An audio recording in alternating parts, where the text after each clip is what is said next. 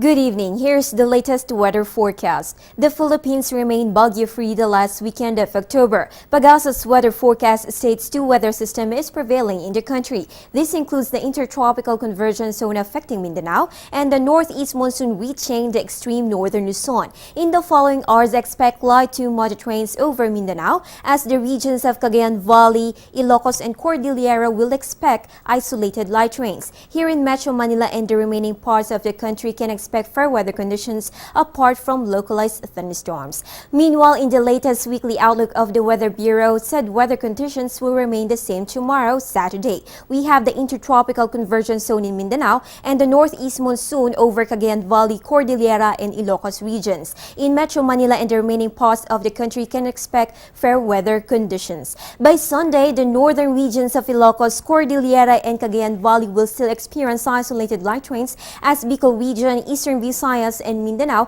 can expect rainy weather conditions due to the ITCZ. Metro Manila and the rest of the country can expect partly cloudy to cloudy skies with isolated rain showers and thunderstorms. And that's the weather conditions we can expect in the last weekend of the month. When we return, we'll talk about the correlation between the moon and tidal predictions. Details after this break. Teng, ang package. Ma'am, sabi ng Air 21 on the road na. Ano, Teng? Ang package. Ma'am, sabi ng Air 21 na receive na. Okay, very good.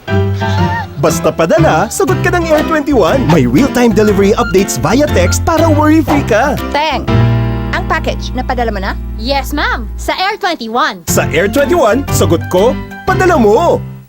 Tonight, having the moon illumination at 1% and being in the new moon phase, let's talk about how the moon affects the ocean tides. Tides are caused by a gravitational tug-of-war between the sun, moon, and the earth. The science depends on where the sun and the moon are in relation to the earth. The closer they are or the larger they are, the greater the pull. And the pull of those bodies are most noticeable because the moon is so close and the sun is so big. Many people think there's only one high tide a day, but actually there's usually two high tides every 24 hours.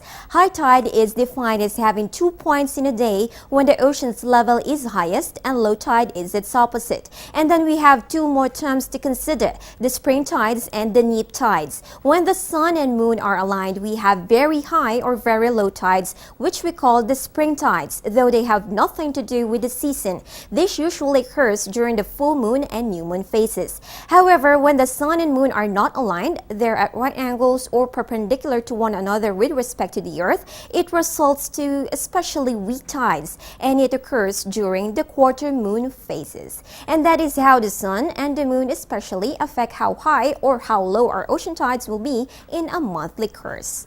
Meanwhile, tomorrow, Saturday, 25th of October, the sun will rise 5:49 in the morning and will set 5:30 in the afternoon. And that's our weather forecast for tonight, brought to you by Panahon TV.